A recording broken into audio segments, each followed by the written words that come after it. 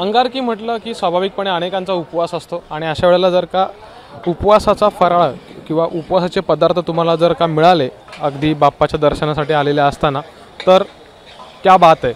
अगदी मी आता गणपतीपुळ्यात आहे, हजारो लोक भाविक आलेले आहेत आणि त्यांच्यासाठी इथं ही खिचडी जी आहे ती तयार केली जात आहे। दर्शनानंतर जेव्हा भाविक बाहेर पडत आहेत त्यावेळेला त्यांना अगदी खिचडी, केळी आणि वेफर्स याचं वाटप या ठिकाणी केलं जात आहे। असे काही टेम्पो जे आहेत किंवा असे काही जी मंडळ आहेत त्यांच्या वतीनं हा उपक्रम सध्या गणपतीपुळ्यात राबवला जात आहे। माझ्यासोबत काही मंडळी आहेत ज्यांनी हा उपक्रम राबवलेला आहे। दादा, हा उपक्रम मुळात किती वर्षापासून राबवलेला आहे आणि तुम्ही कधीपासून ही सगळी सेवा करताय? 7 वर्षापासून आम्ही उपक्रम राबवलेला आहे आणि ही सेवा आम्ही 7 वर्षापासून चालूच आहे।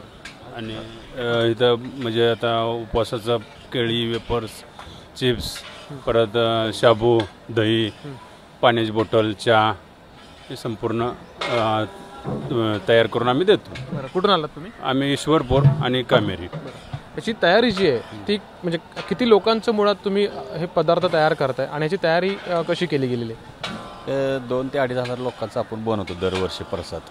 आणि हे आपण आदल्यापासून तयारी असते आपली आणि संध्याकाळी 4 ते 5 वाजेपर्यंत आम्ही हा प्रसाद सर्वांना देतो।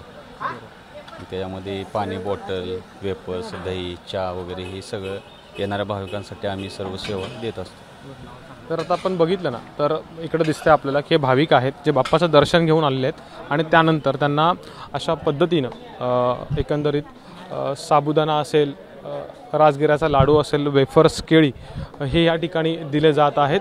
आणि भाविकांची संख्या बघता मुळात हे अशी एकच मंडळ नाही आहे तर अनेक मंडळांनी किंवा अनेक लोकांनी अशा प्रकारची सेवा जी आहे ती या ठिकाणी केलेली आहे।